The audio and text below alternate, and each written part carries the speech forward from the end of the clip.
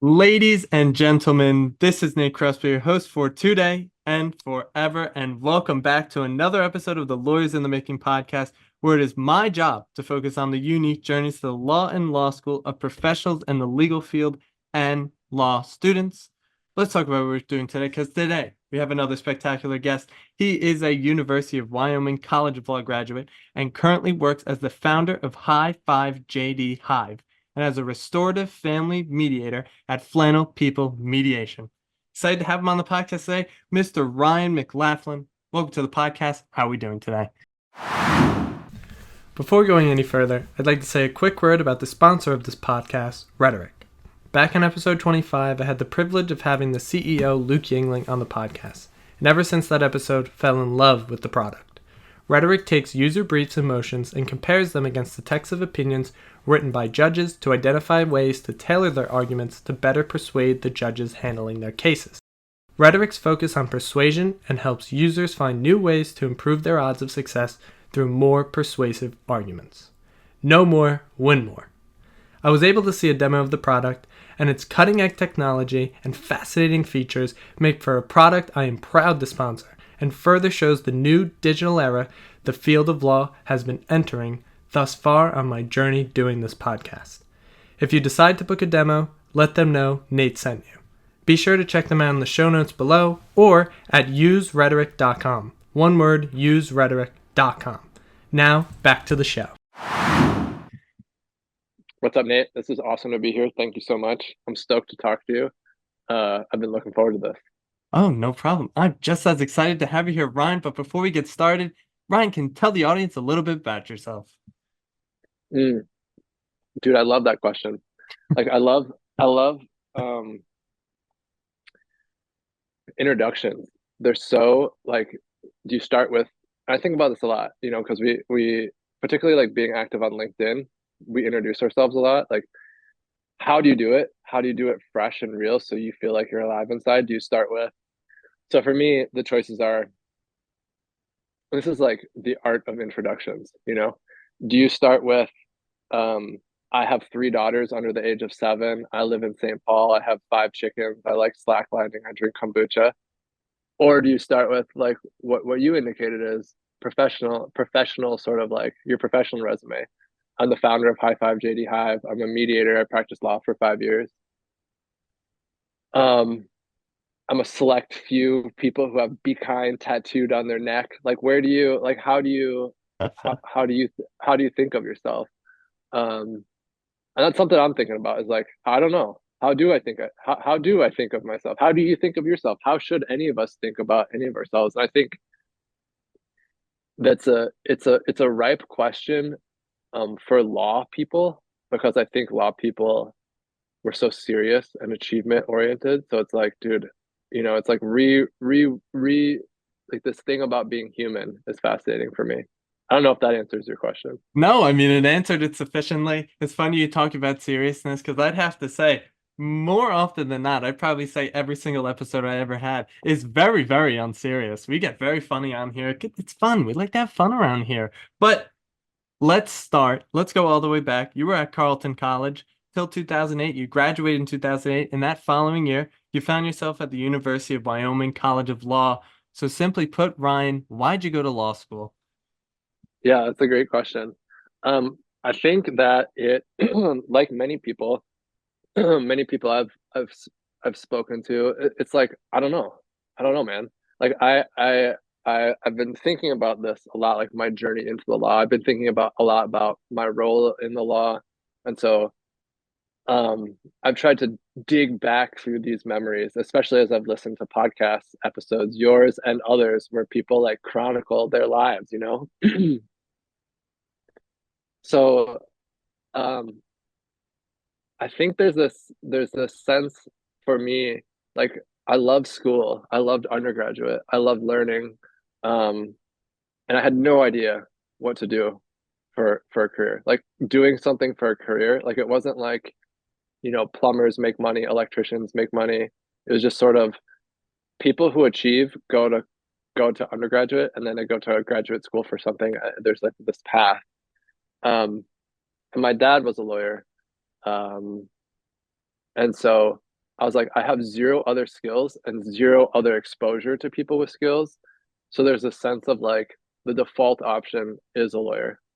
Um, and I chose the University of Wyoming in part because that was one of a few schools that I got into, one of only a few schools, and also because um, I come from like a scarcity mindset, Irish famine heritage, and like the University of Wyoming was the cheapest law school. I think the cheapest law school in the country, and certainly the cheapest law school that I got into. So I was like, um, dude, done. Let's go.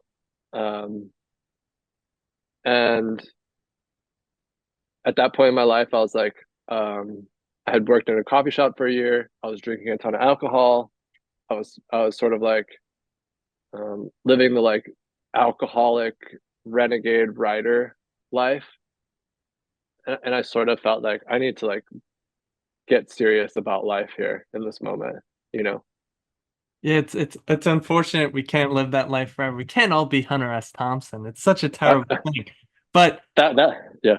let's go to the first year, 2009, University of Wyoming College of Law, the cheapest college of law in all of the United States of America. People love it, people hate it. Some people say it's their favorite years of their life. What was the first year like for you?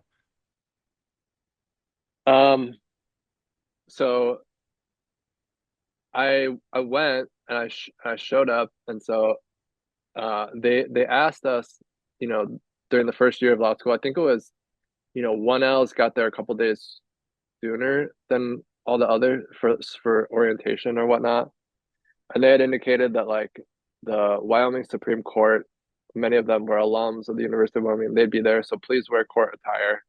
Please wear a suit and tie. They're like, it's optional, but it's strongly encouraged.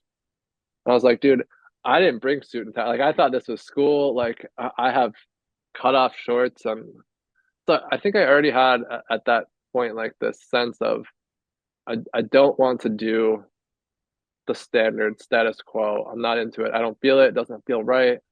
I have my nose pierced. I have tattoos. Um, and so that stuck out to me like from day one.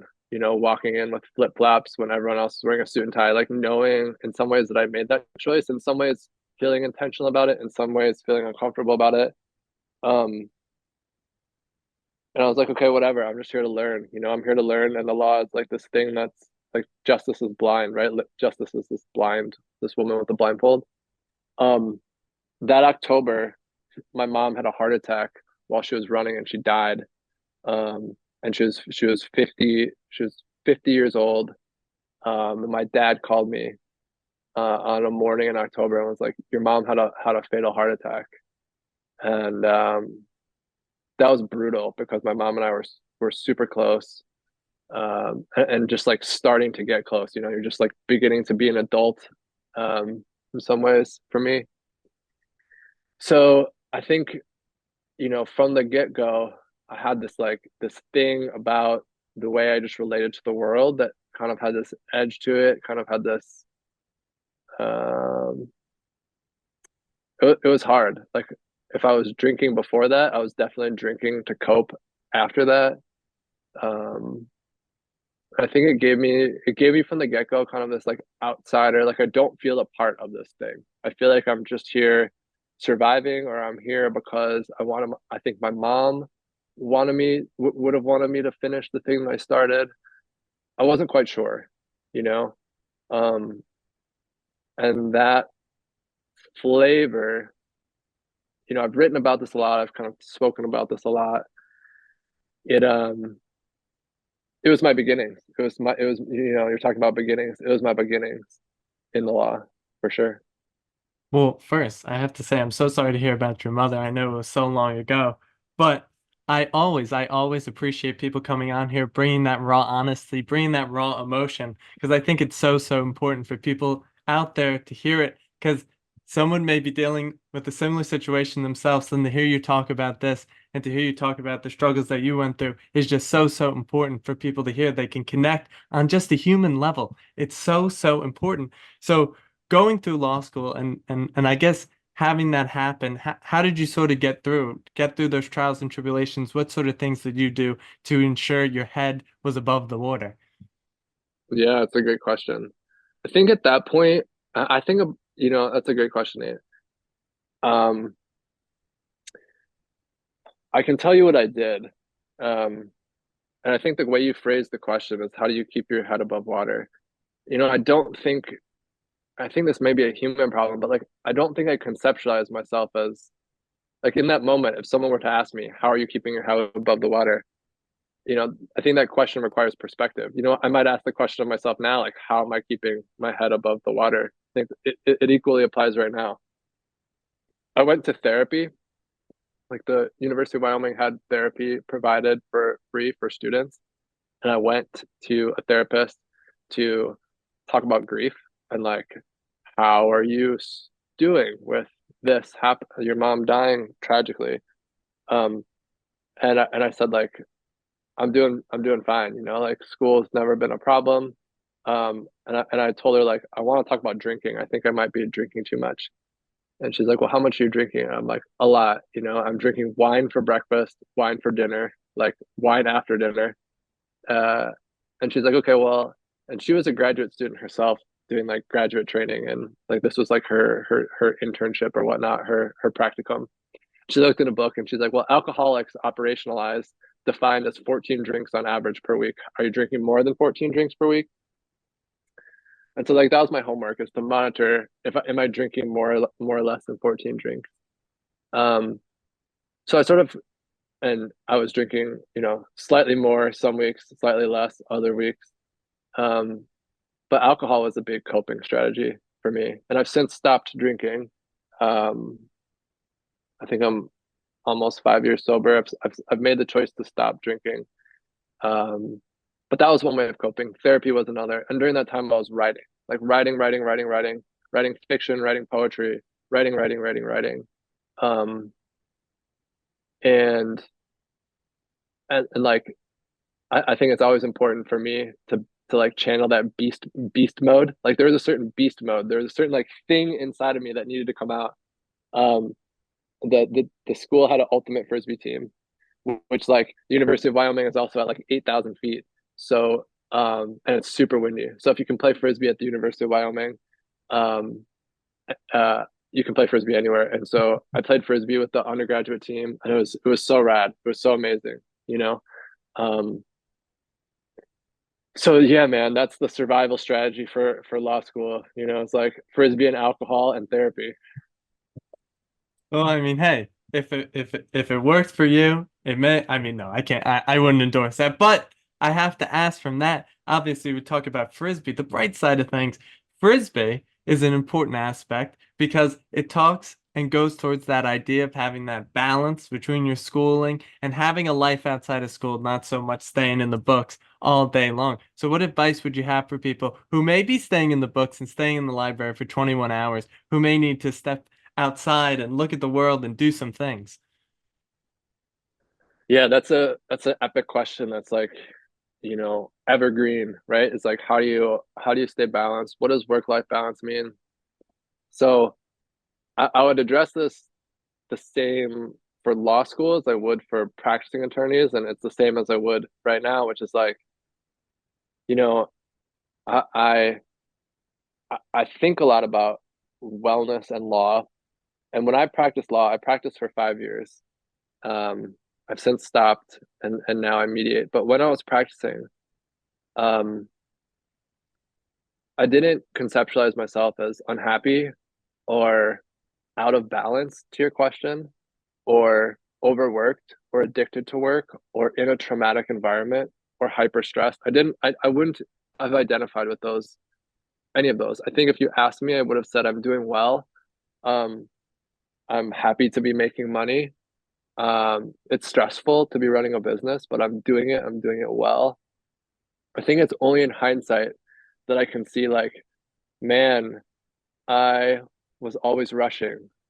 There wasn't a sense of slowness. I stopped playing the piano.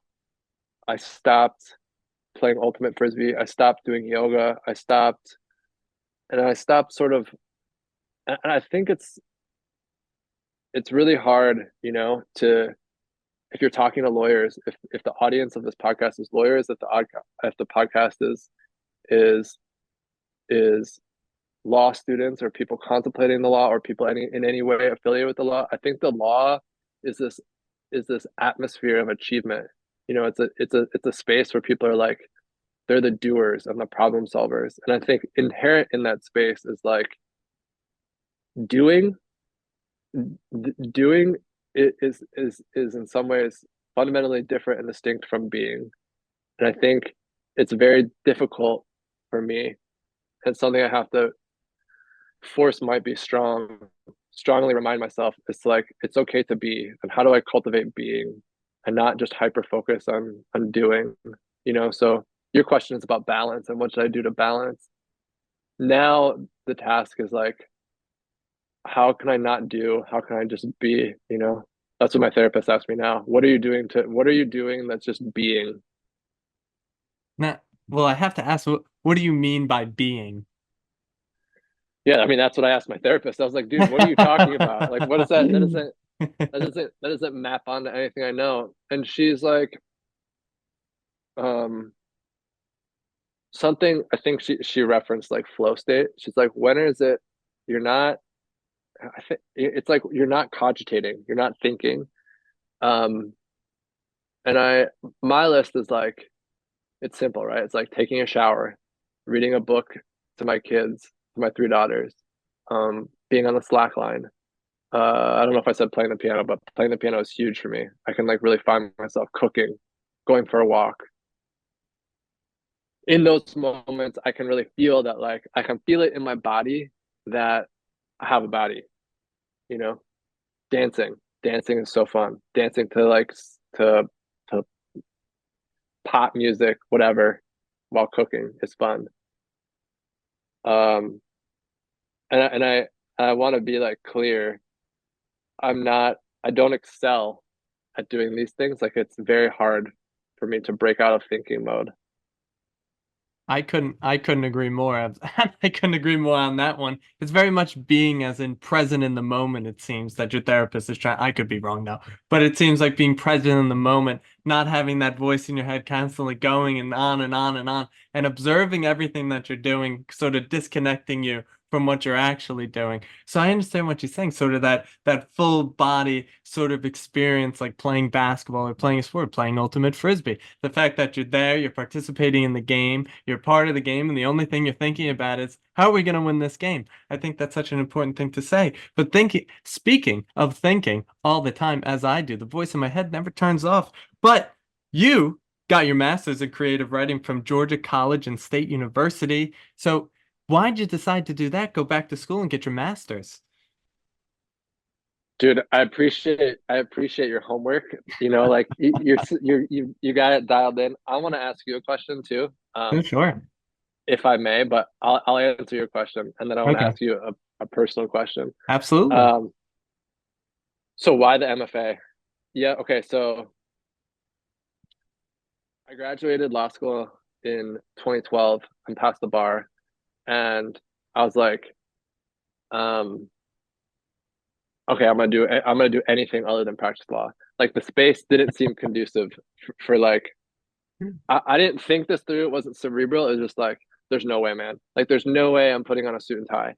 Um, so I worked food service, I worked bakery jobs, I worked coffee shop jobs, I worked on farms, I wrote a ton, I was writing a ton, I was working all these food service jobs, and I was like, I just want to write. Like if I could get into the University of Iowa Writers Workshop, which is like pristine, prestigious, like the spot. Applied to all these schools one year, didn't get in. I was like, oh, bummer. Got in nowhere. Like zero success rate. Um, kept writing, kept working sort of odd food service job, food truck jobs, traveling. Applied again a second year, got in to Georgia College and State University, right in the middle of Georgia. 3-year program, fully funded, creative nonfiction. My wife and I moved down there, spent 3 years teaching English. She coached soccer in this like university town. I taught college English. I taught yoga. I taught high school English. I taught community college English. and just studied writing, like lived, breathed, wrote Hunter S. Thompson, Gonzo style, you know, and it was beautiful. It was, we were making no money. We were super happy. I was writing like 8 hours a day. I had dreadlocks down to my belly button. And yeah, I think we were like super intimately connected and interwoven with the community down there, which is a super small town community. It's where I met a mentor. Um, Clark is his name. I met a mentor who, kind of like introduced me to music, introduced me to plant medicines and psychedelics, and thinking about music and psychedelics and art history, and like how they all interweave and intersect. Um, it was beautiful. It is beautiful. I mean, that sounds beautiful. I have to say, the mixture of psychedelics and music, I won't admit anything, but I love it so much. But do you want to ask your question now? Mm. Um, which question, before you made the pseudo admission about psychedelics and art, or no, the question was, yeah, dude. So I appreciate these interviews, and I also appreciate how it's kind of like amid your query to yourself, like self query of, am I am I sufficiently interested in this space, right? So you're 50 episodes, approximately 50 episodes into this project, with 50, like some interviews have brought, like, nearly brought me to tears. Some of the sharpest, deepest, most poignant, pregnant minds in the legal field. Like, so you've absorbing all this. You've created like an epic law school curriculum right here, like capital L, not little lowercase L. How do you feel about the project of going into this? Will Nate go to law school? Oh, how do I feel? Well, that's a great question. I ask myself that question every single day. And I think in terms of the prospect of law school, I think as of right now, I am putting it off for a little bit. And it's just purely because I'm a big believer in momentum. And my momentum was moving in this certain way towards the podcast. I feel like I'm pretty good at it. I'm not terrible. I'm not great, though. I got a lot to work on. But I love it so much and I'm very passionate about it. And, the one thing I learned is find the things you're very good at and do that till you possibly cannot. And so that's pretty much all I'm doing here. And so to really answer your question, as if I'm going to the law school or not, it's always on the table. It will always be on the table. When will it happen? I have no idea. But I also don't even know what's going to happen tomorrow anyway. That's just how things have been working for the past 7.5 months. I'll wake up one morning, I have 3 emails in my inbox, and they all got something crazy to do with something. I think one of the crazy things that has happened so far is Amanda Haverstick. She was very, very kind enough to let me be quoted on the back of her book. It's just like one of those things. I wake up and I'm like, I guess this is what's happening today. So it's very much, I take it day by day, of course. I try to stay as present in the moment I can, not get too deep into the future, but also not delve into the past way too much. Just constantly be acting, constantly be doing things. Because at the end of the day, if I'm going to be a podcaster, I got to make podcasts. So did that sufficiently answer your question? Dude, totally. I think that there's this, the attractive quality that I see in you is just like, you're smiling, there's this vivaciousness, there's like this fun factor. And I'm like, dude, whatever you're doing, just do that. Or like whatever you're doing, don't lose that. Like that's the thing. That's the juice. Oh, of course. I mean, listen, one of the greatest things that was ever told to me before is as a young person, you're gonna be really stupid and you're gonna know absolutely nothing and you have no life experience. The only thing I have is the energy within me. That is the only advantage I have over the people who are older than me and who are much more experienced than me. So I use that to my absolute advantage whenever I can to bring the energy every single episode into everything that I do. That's the best advice I've ever gotten, I gotta say. Yeah, that's beautiful. That's so beautiful. So you're writing 8 hours a day, and then you end up you graduate with your creative writing master's, and then you end up founding Mclaughlin Law LLC. You were a founder and attorney. You did that for 5 years. We always talk about opening law firms on this podcast, the trials and tribulations. What were some struggles you went through opening your law firm, and how did it go? Yeah, great question. So I made the choice in some ways out of necessity. Like I was working in a coffee shop in Minnesota. My wife and I had a 1 year old. We had more kids that were planning on the way. We need money. Like our cost of living will soon exceed the like meagerness for law. I was like, okay, let's apply for some jobs, apply for some clerkships. No dice because I have no previous experience. I've been just doing like vagabond lifestyle for the last 6 years.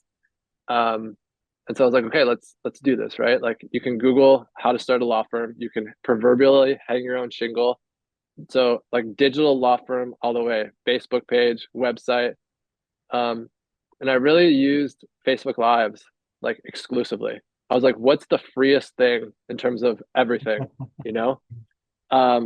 And it was totally possible. Like I did it well. The firm grew fast and big, and it was great. And I made tons of mistakes, you know, like literally when I say I had no mentors, I had no colleagues.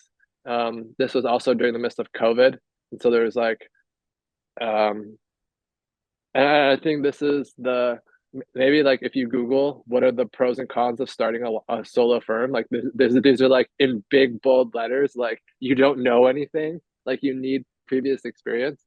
Um, yeah, I concur a lot, and so I made a lot of mistakes, learned a lot, and um, and by the end of my 5 years of practicing, I was, I had tailored from I'm doing anything and everything to I'm in the family law space, and I was in the family law space because that's where like the bulk of the cases that I was generating were from divorces, child custody, etc.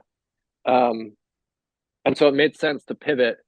I had always sort of like been intrigued by who mediators like this was during COVID. They show up on Zoom, they're in their living room in a hoodie, and they're like, okay, what do you guys have for me today? They're drinking coffee. And it seemed to me that like this one mediator in particular, just like a grandpa dude, he's like, what do you guys have for me today? Drinking his coffee. He goes into one, sets up two breakout rooms, talk to the one party, talk to the other party back and forth. And I was like, dude, that sounds great. Like he's just flexing his while he had an attorney background, he's just flexing his people skills.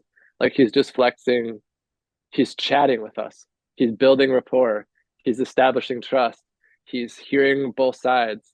He's engaging in a little bit of like poker, poker politics with each side. And I was like, that seems like the gig, you know? Um, so that always intrigued me. And I saw a gap in the um I still see the same gap. I see the gap in both the practice of law and the practice of mediation because I think there's a huge space for people to show up like if someone showed up to a mediation wearing what you're wearing right now or wearing what I'm wearing right now, which people can't see. You're wearing a black, essentially flat brim hat with a black like t-shirt or whatever, and I'm wearing a hoodie. If people showed up wearing that attire, I think, and if I was the client getting a divorce, I would feel so much more psychologically at ease versus if you're wearing a suit and tie. And this might just be me, um, and my own perceptions of psychological safety. But if I'm feeling psychologically safe, I'll be more at ease, better deal. And so I saw that niche, and I was like, um, I saw that gap in the market, and that intrigued me then, and it intrigues me now, and it's kind of the space I'm experimenting in right now as Flannel People Mediation. That's the project. That's a great segue into Flannel People Mediation, which you have started just this year. And speaking of that little niche space, you are not the only one a part of it. We have two other podcast guests who seemingly are a part of it as well. Patrick Patino with the Newfangled Law Lawyer podcast, have to shout him out, and Tyler O'Brien, of course, who's like one of the smartest people I've ever had on this podcast. that brother can talk and talk intelligently. But let's talk about Flannel People Mediation. What do you do there, and how has the experience been? Yeah, shout out to Patrick Patino and Tyler O'Brien. This idea that like it matters how you show up, and there's this belief that the market, what regardless of what space you're in, the market, in my case, families going through super duper hard shit, like the hardest shit of their life, the most tumultuous, traumatic, stressful separations and the fallout of families. And like they can appreciate that you're wearing a flannel, and they can appreciate that you're wearing a backwards hat, and they can appreciate that you're wearing jeans, and they can appreciate, like, yes, for the love of God, let's have a meeting in a coffee shop so we don't have to go to your fluorescent light. Like there's this sense of I think this post COVID, like call it a break, call it a transition. Uh but that's the move and the market and the interest for me still currently, and it's I think it's beyond just mediation. I think it's um Patrick Patino, for example, just rebranded his law firm Hive-Five Legal. um there's this real sense of like, I mean, just think about that conceptually, like legal plus High-Five.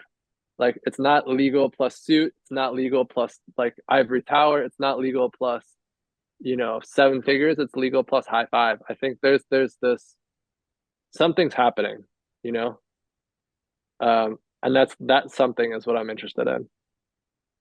I couldn't agree more. I felt that way myself throughout this whole journey doing this podcast. There's so many different ways that the law is changing, and I feel like we're almost on the precipice of this new era where there's going to be all these new little niches that are come popping up that I'll obviously have been exploring so far, but looking to explore even more. Now, you are also the founder of Hive-Five JD Hive.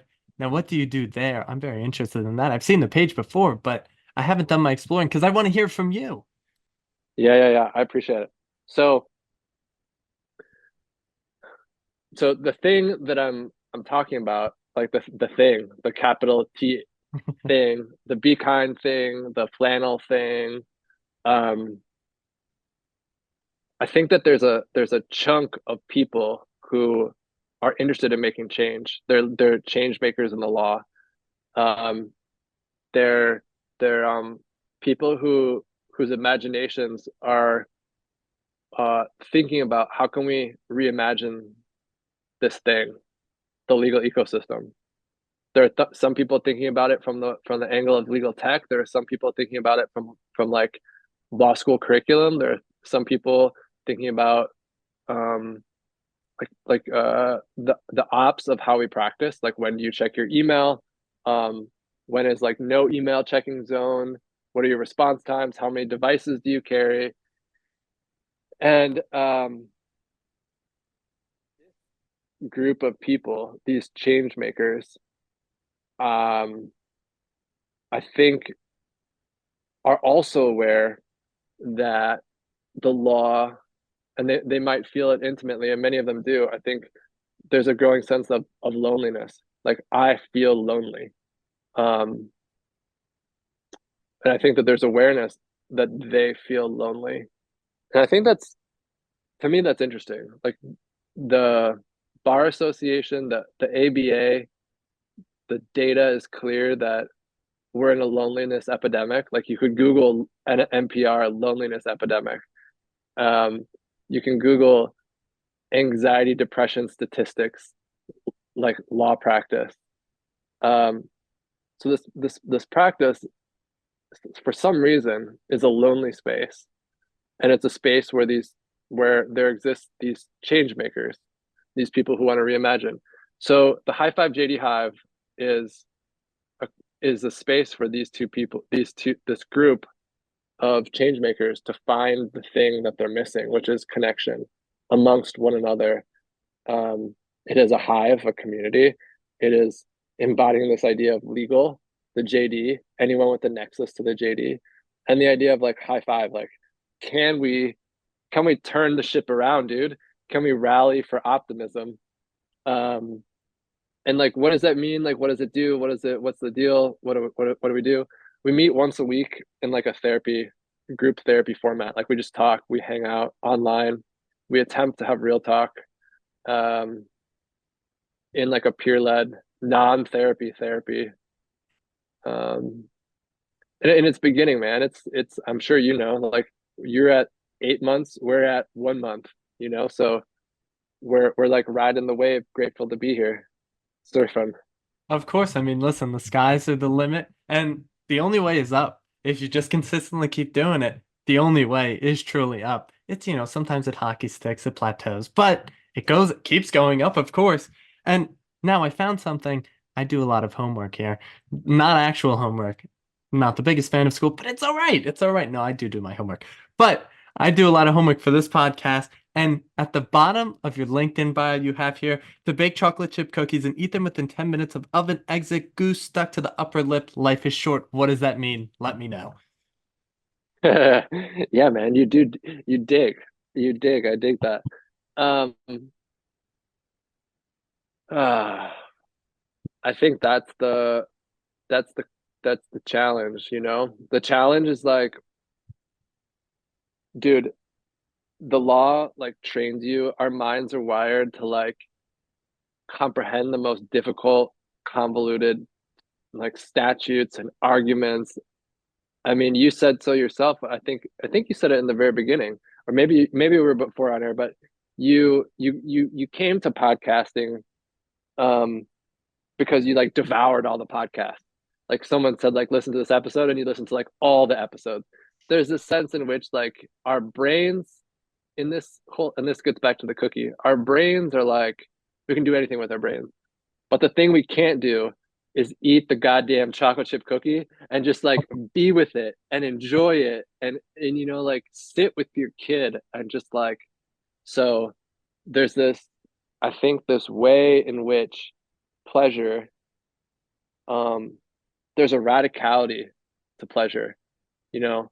There's a radicality to like when was the last time you took a bubble bath and you just sat there in the candles, you know?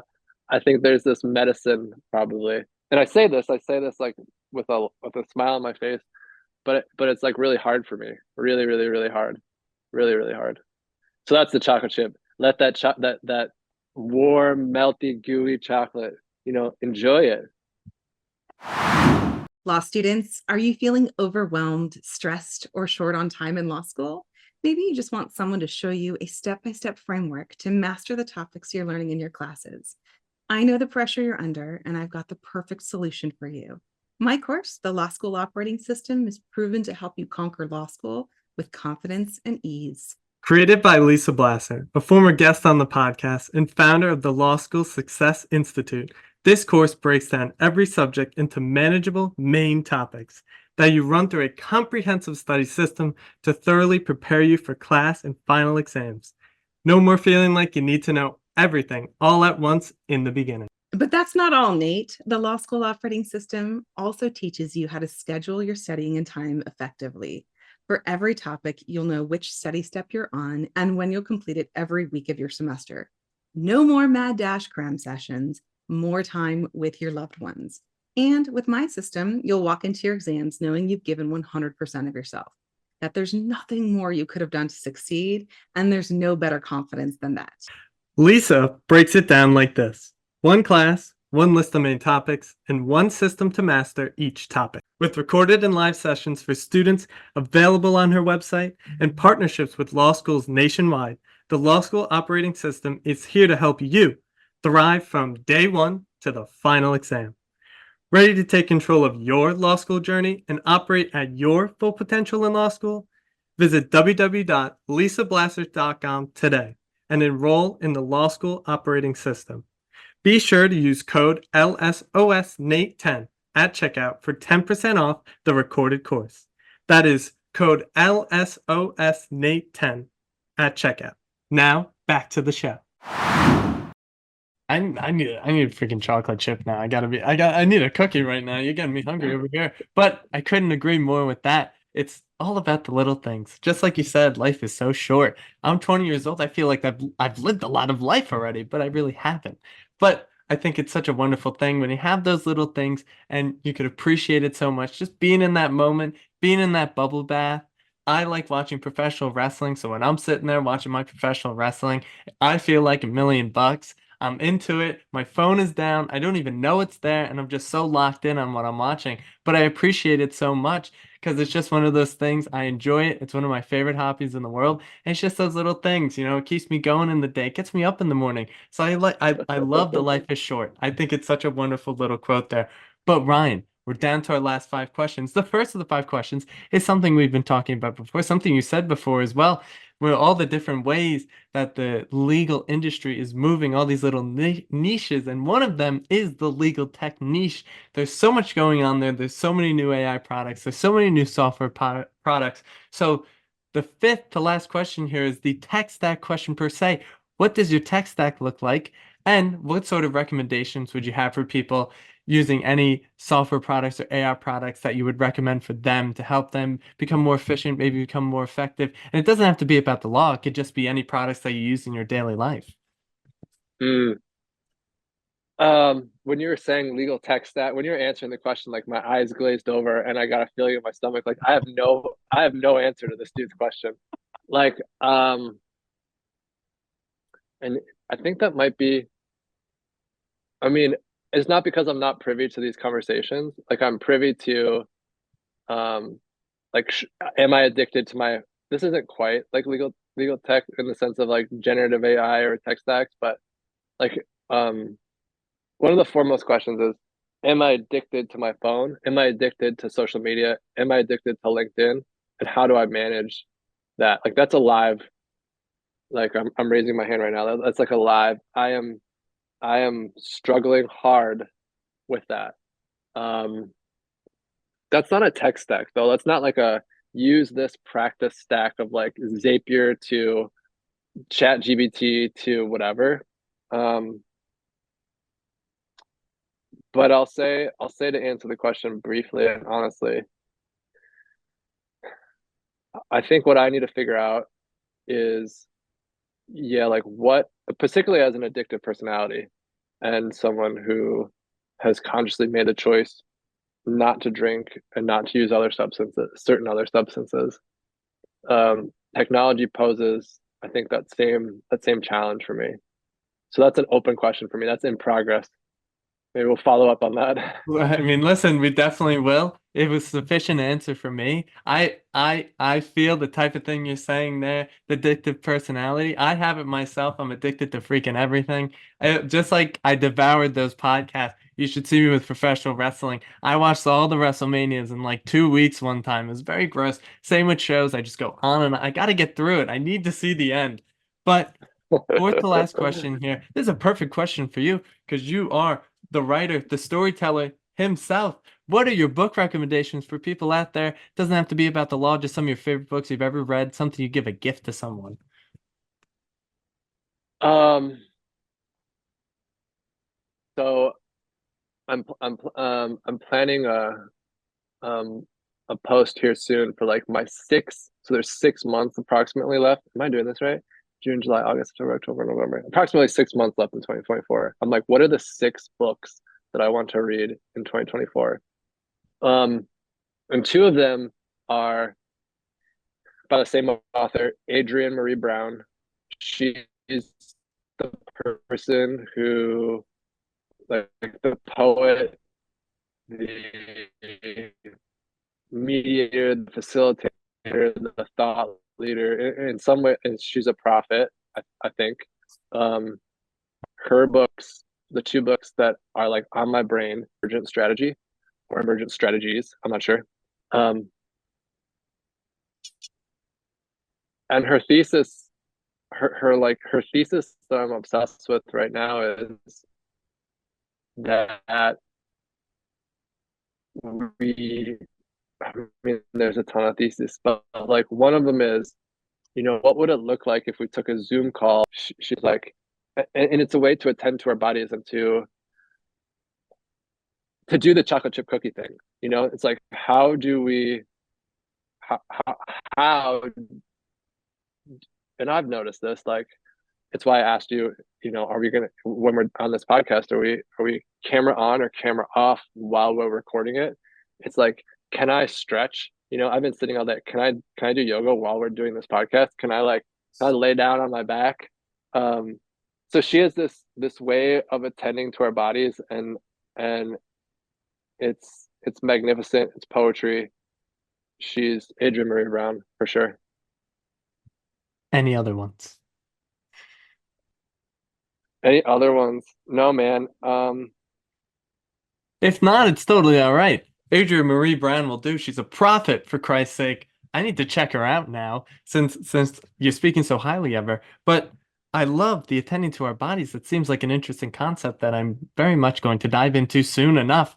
But our third to last question here, which actually had to do with something you said before, talking about our addictive tendencies. What are the sorts of things that you consume, not food, on a daily basis? Either that be through social media. We were talking about LinkedIn before, so Instagram, X, Twitter, the same thing, but Reddit, YouTube, Substack, any podcasts that you listen to that enjoy that you would recommend people, any people on LinkedIn that you would recommend for people. What is crossing the transom of Ryan's mind on a daily basis? The podcast that I most listened to and that I've most listened to over the last year and found like the most guidance in is Glennon Doyle's We Can Do Hard Things. The person on her podcast that most recently I've been obsessed with is Richard Schwartz, the founder of IFS therapy, internal family systems. I've been obsessed in the last 2 weeks learning about IFS therapy, which essentially has two main points. The first point is that people have multiple parts. Their brains have multiple parts. So one part of my brain could be really kind and friendly and jovial, like I am now, chill, fun to hang out with. The other part of my brain could be I'm inflexible and I'm a curmudgeon and I don't want you fucking with my rhythm and my these different parts in us. The second part of IFS, that's the first. The second is none of the parts are bad. And the addictive part about me, the part that drank a lot of alcohol back in the day, isn't a bad part. And I think nor is the part of me that like yells when I get impatient or frustrated or when I'm tired, or that sometimes wants to avoid people. Like there's no bad parts. These parts about us they're protectors. They're protecting us from something, from stress or anxiety or I think that's a beautiful, beautiful, beautiful, beautiful, beautiful reframe because it de-shames us. It says like it's not your fault. And I'm obsessed with this because in the law with the capital L, we punish people when you make a mistake. And I think if you internalize IFS, internal family systems therapy, and there are no bad parts, then there can't be bad people. And I think then the conclusion is we're punishing people with who have parts, and maybe their part, stole a car or lied or whatever. And we're punishing those parts when I think it's much more complicated. I think it's much more contextual, and I think punishment. I'm really fascinated by this. Like, what does punishment do? I think it shames someone or it deems it bad, and I'm really working through this. I'm really fascinated by this label of bad that we put on things, or what happens when we punish someone. I'm thinking about this with respect to my daughters. My wife is always saying, I'll tell my daughter, like, you must take your shoes off before you come into the house. You must take your shoes off. I'll look at her in the eyes and say, you have to take your shoes off before you walk in the house. Like your shoes are full of mud. And then she'll walk in the house with her shoes full of mud. And my inclination is to freak out and punish her and be like, that, like, insert consequence here. And child psychology is pretty clear. Like, the cost of me doing that, it comes at the expense of my relationship with my daughter. It comes at the expense of our connection. I might like win, right? Like she might then take off her shoes, but only because she's scared of me, only because she fears me. So I forget what the question was, but that's something I'm thinking about. Crossing the And that's what I'm transom of thinking. your mind. But see, I told you before the episode, you could go down the tangent. I'd love you going down the tangent. It was perfect. But actually, this is surprising here. I might have a book. If you're so interested in bad people and punishment and all that stuff, I think you'd find Michel Foucault very, very interesting. I don't know if you've ever heard of him before, but he wrote a whole book about that. He did a whole genealogy about punishment and crime and all that stuff. And I feel like you would enjoy that a lot. I don't know if you ever heard of Michel Foucault? I saw your head shaking. I'm guessing you do. Yeah, isn't that the prison that like the panopticon or Yeah, whatever? the Panopticon. That's his creation. Actually, no, I think it was Jeremy Bethlehem who had originally came up with it, and then Michel Foucault had eventually fleshed out the idea and sort of made the analogy. It was like society, looking at us the whole time, and you can't see into the thing, and it's just a light, and everyone's just looking at you the whole time. And now people are making parallels with like all the new AI tools and that. I'm really going on a tangent here, but all like the AI tools and stuff. So like I don't know if you saw the one, it kind of flopped, but it was like the thing you put on your like chest here, and it had like the camera and like it could tell you things of what's going on. It got a really bad review Uh-huh. and people were freaking out about that. But so a lot of people were comparing that to the panopticon Mm.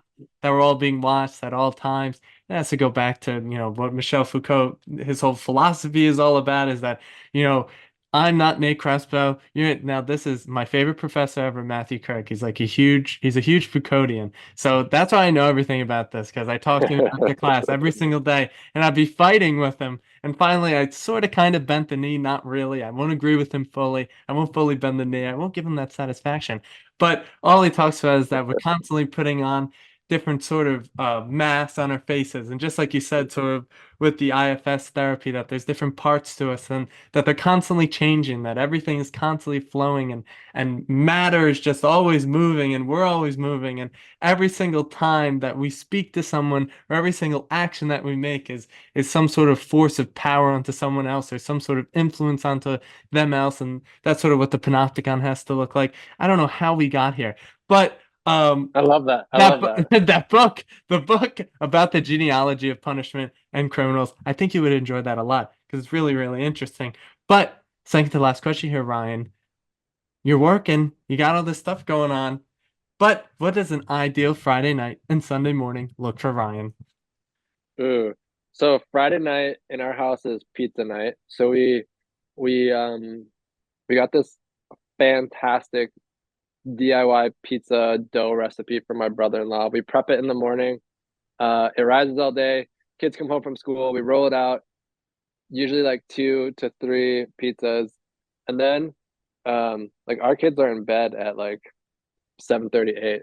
So Friday nights are like everyone's like on the cusp of meltdowns and like emotional catastrophe.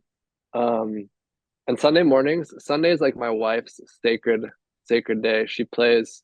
It's like we have three. I have three. We have three daughters under 7 years old. So Sunday is like her day. It's like her day to go. She plays rec soccer. Oh, And then like if it's NFL season, we watch the Vikings play if the Vikings are playing on Sundays. That's the move.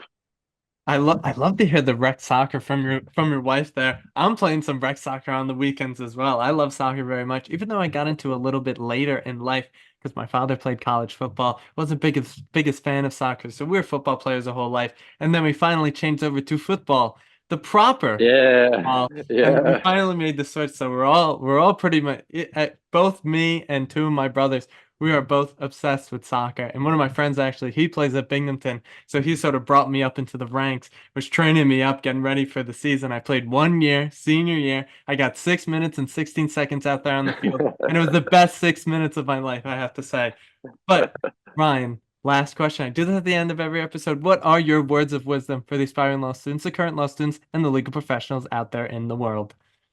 Hmm. For both populations, huh? Law students and For legal all of professionals. them.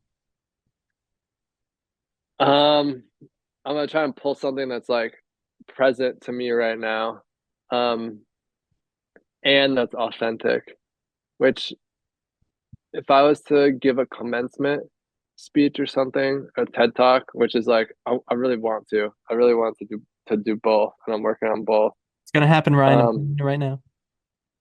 Put yeah, that. I would say I will manifest. Yeah, I would say the thing that we that we that we're kind of challenged with, or like the thing that the universe is asking of us is um this thing about slowing down. It's a question of like, what does it mean to be human to you? Um, and I think there's a bunch of different ways to get at this. Like, um,